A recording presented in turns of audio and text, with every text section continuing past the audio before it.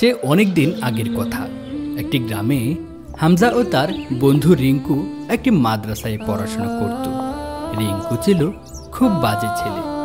হঠাৎ একদিন, আজকে খুব ভালো ক্লাস ছিল, কি বলিস? ধেত বোকা, প্রতিদিন স্যারের বকা খেতে আর ভালো লাগে না। পড়া না পেলেই দাঁড় করিয়ে রাখে, আর সাথে বেতের বাড়ি তো আছেই। কি বলিস এসব? পড়া শিখলেই তো হয়। স্যার কি অন্যায়ভাবে মারে নাকি? হামজা, দেখ দেখ কতগুলি পেয়ারা হয়েছে, কত সুন্দর। চল চল মেরি দিই।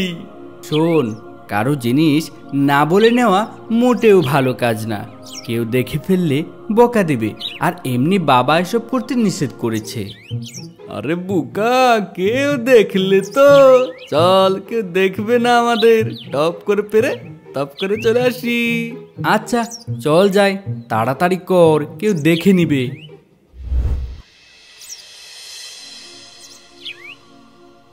এই কে রে ওখানে? পেয়ারা পারে, দাঁড়া দাঁড়া, আসতেছে আমি। হামজা রে, দৌড়ে পালা রে। গাছ মালিক এদিকে আসছে জানার পর দুই বন্ধু দৌড় দিল।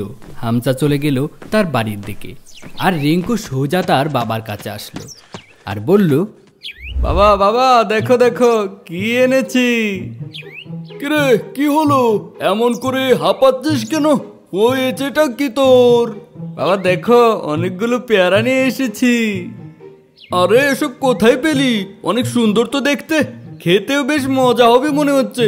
খুব ভালো একটি কাজ করেছিস রে। হ্যাঁ বাবা, অনেক মজা। চলো ঘরে গিয়ে খাই। আর শোন, এমন করে আরো পেলে নিয়ে আসবি, বুঝতে পেরেছিস? বাবা। ওইদিকে এতক্ষণে হামজাও তার বাড়িতে চলে গেল, আর গিয়ে সে বাবাকে সালাম দিল।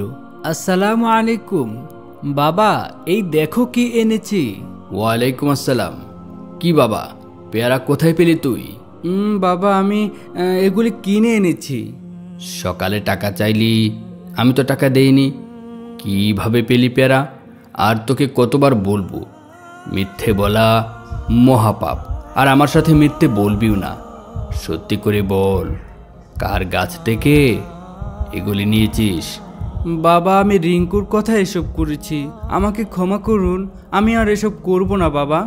আচ্ছা ঠিক আছে, একটা কথা মনে রাখবি, কারো গাছ থেকে বা কোনো জিনিস না বলে আনতে নেই, সেই জিনিসটা চুরি হয়, বুঝলি রে? জি বাবা, আমি বুঝতে পেরেছি, আর এমন হবে না। বেশ বেশ। আচ্ছা শোন, আমি একটা ব্যাগ দিচ্ছি, এগুলি যার গাছের তাকে ফিরিয়ে দিয়ে আয়। এই নে, এক্ষুনি আসবি, পরে একসাথে বসে দুজন খাবার খাবো। আচ্ছা বাবা, যাচ্ছি। বাবার কথা মতো হামজা ফলগুলি ফেরত দেওয়ার জন্য যাচ্ছে। পথে আবার রিঙ্কুর সাথে দেখা। তখন হামজা বলল, কিরে রিঙ্কু, কোথায় যাচ্ছিস?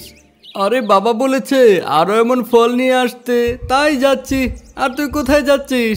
তোর হাতে পেয়ারা কেন? এগুলি খাসনি রে? না রে, আমি এগুলো ফেরত দিতে যাচ্ছি। বাবা বলেছে অন্যের গাছ থেকে কিছু না বলে আনতে, এগুলি চুরি হয়, আর চুরি করা মহাপাপ, তাই আমি এগুলি ফেরত দিতে যাচ্ছি। তুইও বোকা, তোর বাপটাও বোকা, বেশি বুঝিস। এই, আমরা কি বেশি দামি জিনিস নিচ্ছি রে? এইগুলি আবার বলে নিতে হয়।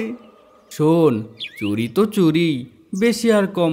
আচ্ছা আমি যাচ্ছি, তুই বরং থাক। বলদ কোথাকার, যা যা, সর।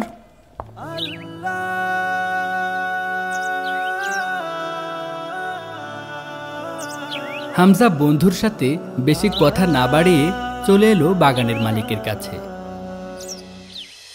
আসসালামু আলাইকুম চাচা, কেমন আছেন আপনি? কিরে, একটু আগে না আমার গাছ থেকে পেয়ারা চুরি করে নিয়ে গেলি, এখন আবার এসেছিস? চুরি করতে বুঝি? না চাচা, আমি এগুলো ফেরত দিতে এসেছি, কারণ বাবা বলেছে এগুলো চুরি করা ফল, তাই আমাকে ফেরত দিতে বলেছে। এই নিন চাচা। আরে তোর বাপটা ভালো মানুষ, তুইও তো বাপের মতোই হবি, দোয়া করি। আর শোন, তুই যেহেতু নিজের ভুল বুঝতে পেরেছিস, তাই এই ফলগুলি আমি তোকে দিলাম। চাচা, এগুলি চুরি করা ফল, আমি নেব না, আর আমাকে ক্ষমা করে দিন। আরে আমি তো তোকে দিচ্ছি, এখন তোর জন্য এগুলো হালাল। নে বাবা, বাসায় নিয়ে যা। আর এভাবেই হামজা তার পরিবারের থেকে ভালো শিক্ষা অর্জন করল। আমাদেরও উচিত আমাদের সন্তানদের ভালো কিছু শিক্ষা দেয়া। আসল শিক্ষা পরিবার থেকে আসে। ভিডিওটি ভালো লাগলে লাইক কমেন্ট করার অনুরোধ রইল।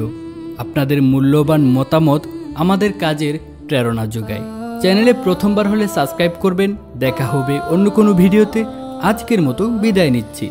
খোদা হাফেজ।